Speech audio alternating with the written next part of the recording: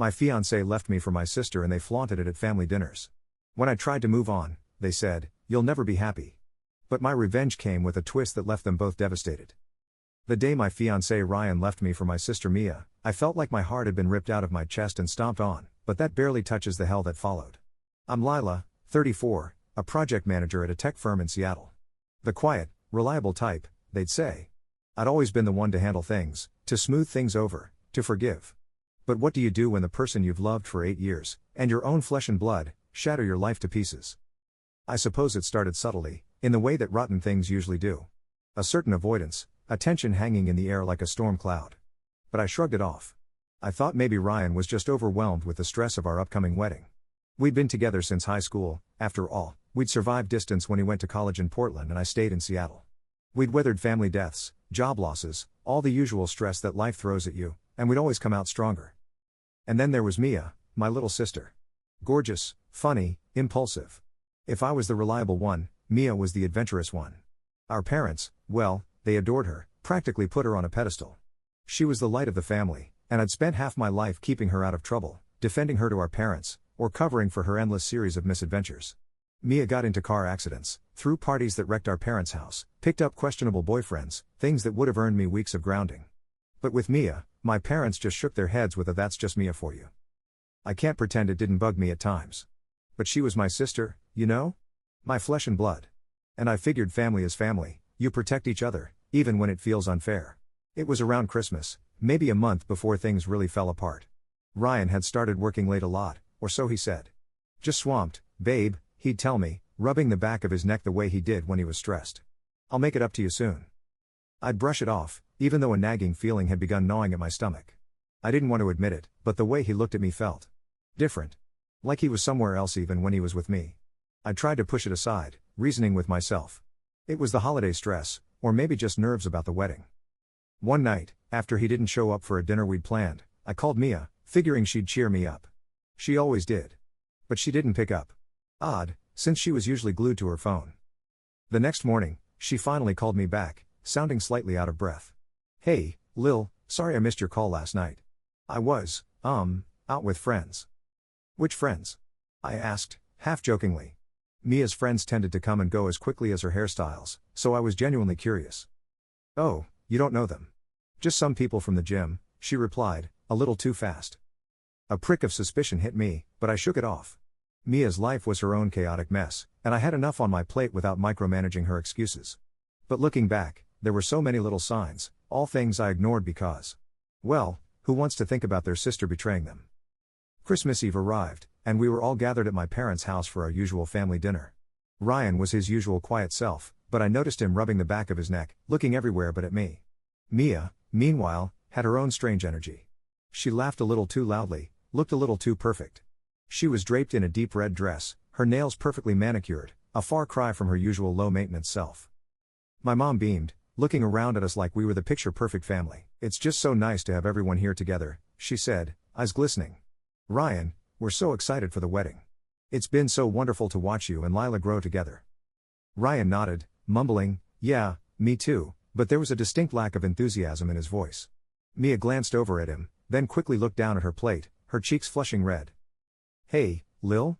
she asked, almost hesitantly. "Do you remember when we used to sneak down here on Christmas Eve and open our stockings early? We'd hide from Mom and Dad for hours so they wouldn't catch us?" I smiled, forcing myself to ignore the tension in the air. "Yeah, you always picked the biggest stocking, and I always ended up with the half-empty one." Everyone laughed, and for a moment, it felt like old times. But even as I laughed, I couldn't shake the feeling that something was deeply, horribly wrong. 2 weeks later, I got home from work, exhausted, and decided to surprise Ryan. I stopped at the grocery store and picked up the ingredients for his favorite pasta. I knew he'd be working late, but I figured a warm dinner might lift his spirits.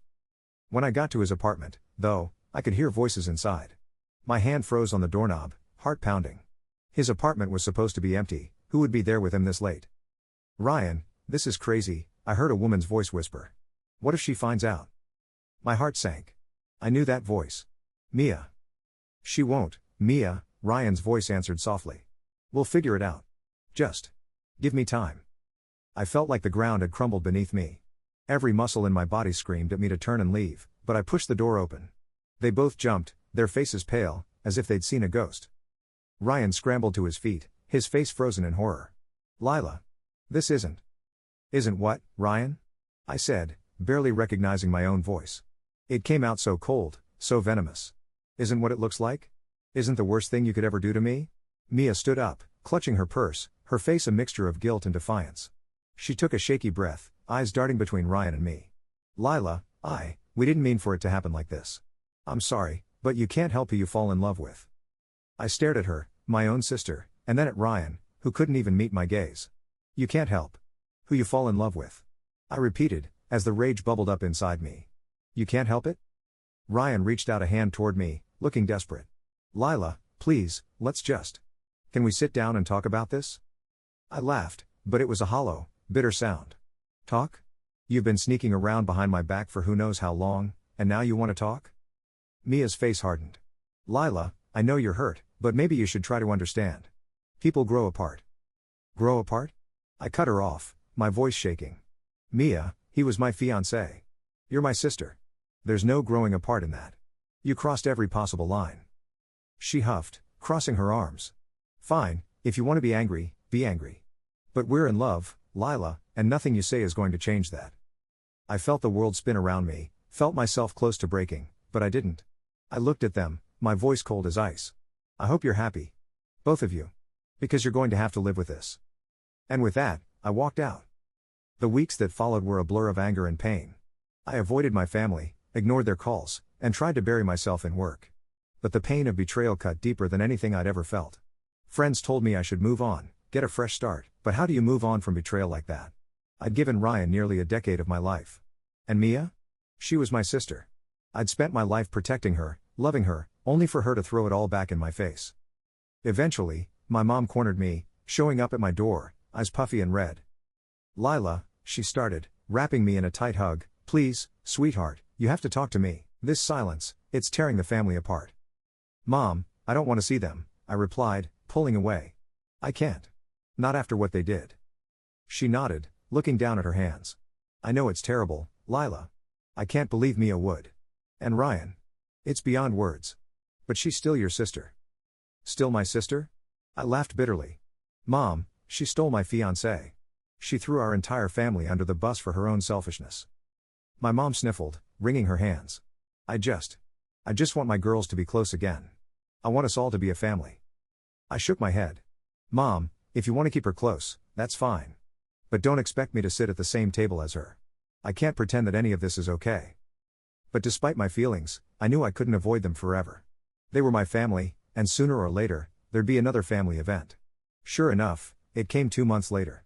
My parents practically begged me to come to a family dinner, insisting that Mia and Ryan wouldn't act out, that it was just a meal. Against my better judgment, I went. The minute I walked in, I felt like I was going to be sick. Mia and Ryan sat side by side on the couch, looking all too comfortable. She gave me a tight smile, and Ryan just looked down at his hands, clearly ashamed but too cowardly to say anything. I barely made it through dinner. My mom tried to fill the silence with forced small talk, but I couldn't take it anymore. As we cleared the dishes, Mia cornered me in the kitchen. Lila, she started softly, I just want you to be happy. Happy? I laughed, bitterness seeping out of every word. You have the nerve to talk to me about happiness? Her eyes narrowed, but she held her ground. You'll never be happy if you keep holding on to all this anger. People make mistakes, and you have to let it go. I took a deep breath, barely containing my rage. Let it go? You ruined my life, Mia. You stole my fiancé. But sure, let's pretend that I'm the one with the problem. She sighed, her voice dripping with pity. Look, I get that you're upset, but maybe this was meant to be. Ryan and I. We were drawn to each other. And maybe it's time you just accepted that. I felt a wave of clarity wash over me. You know what, Mia? You're right. I do need to let go. But I'm not letting go of my anger, I'm letting go of you. I left the house that night, feeling the weight of years of loyalty, of sacrifice, finally lift from my shoulders. Over the next few months, I threw myself into new projects, rekindled old friendships, and even found myself smiling again.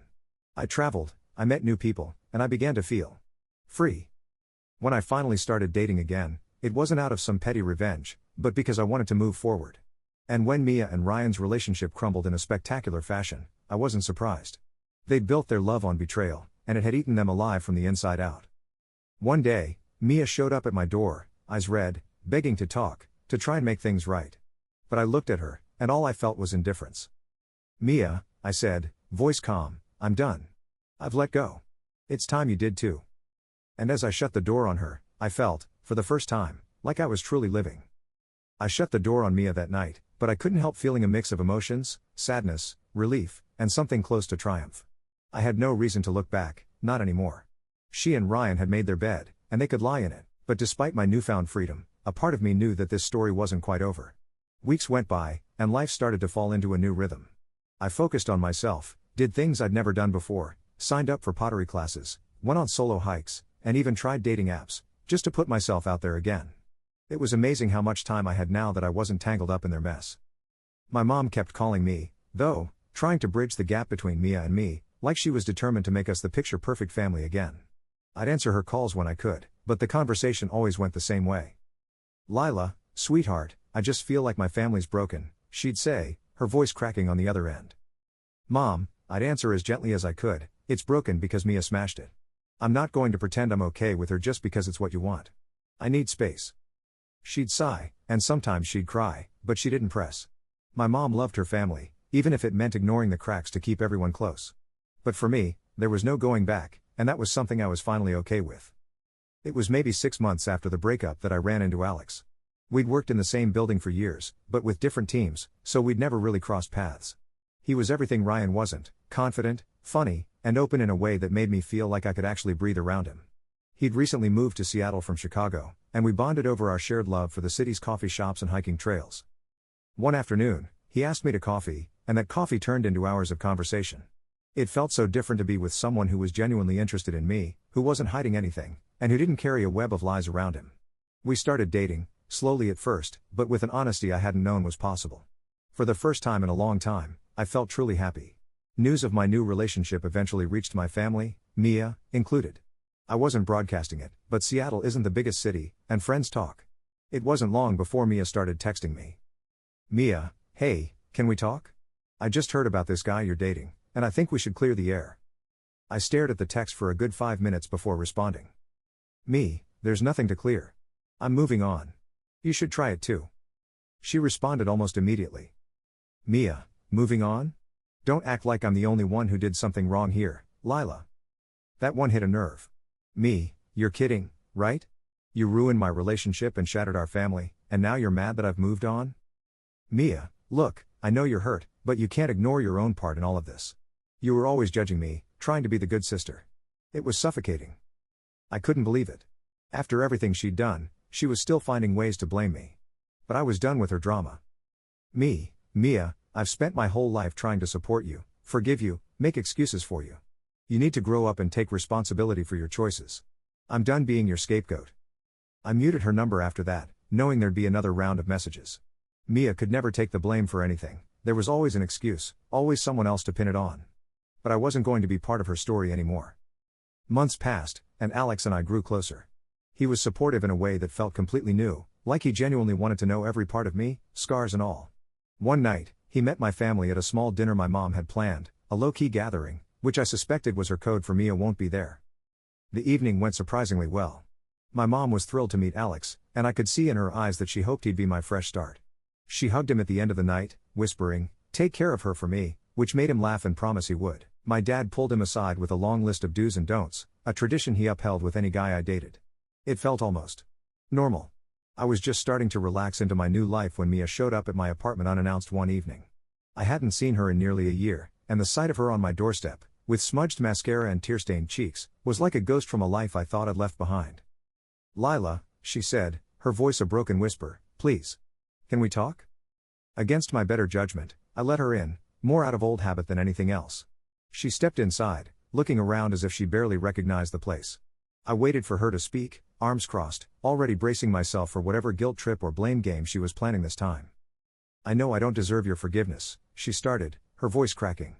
But I didn't know where else to go. She sat down on my couch, head in her hands. I noticed how thin she'd gotten, her usually bright eyes now tired and hollow. She looked like someone who hadn't slept in weeks. What do you want, Mia? I asked, keeping my voice steady. I messed up. I really thought. I thought Ryan was my answer. I thought he'd make me happy, but... Her voice broke, and tears started streaming down her face. But he didn't? I guessed, a hint of sarcasm slipping through. I didn't know her comfort or sympathy, not after everything she'd done. She shook her head. He left me, Lila. He said he couldn't take it anymore, that I was too much to handle. And he's already seeing someone else. I have nothing. No one. She looked at me, eyes pleading. I know I hurt you. I was selfish, and I took everything you had, and I thought it would make me feel complete. But it just ruined everything. I felt a pang of pity for her.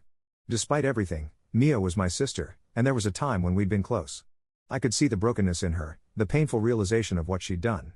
But there was no going back. Mia, you hurt me more than anyone ever has, I said quietly. You destroyed my relationship, you ripped our family apart, and you made me feel like I was the problem. And now, when you're all alone, you want my sympathy. She didn't say anything, just looked down at her hands, ashamed. I'm sorry, Mia, I continued, my voice firm. But I'm done carrying your weight. I spent my whole life putting you first, forgiving you, and sacrificing my own happiness for yours. I deserve to be happy too. She nodded slowly, wiping her tears. I understand, she whispered.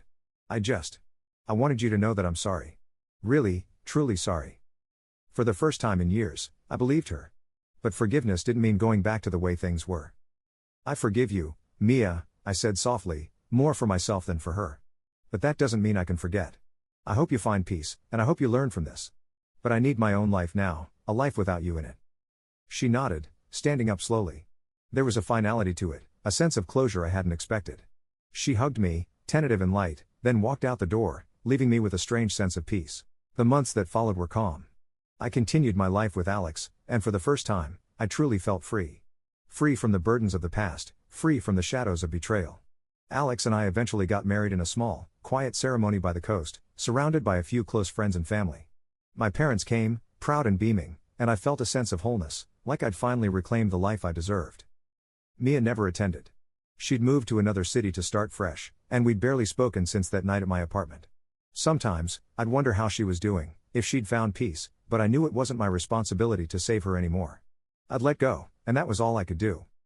As Alex and I drove off from our wedding, with the sun setting over the Pacific, I felt something I hadn't felt in a long time, joy, pure and simple. The kind of joy that comes only from knowing you fought your way out of darkness and come out stronger. I'd finally made it, to a place where I could look forward, where the pain of the past no longer defined me. I knew there'd be challenges ahead, but I also knew that I was finally free, and that nothing, not betrayal, not family drama, not heartbreak, could take that away from me again.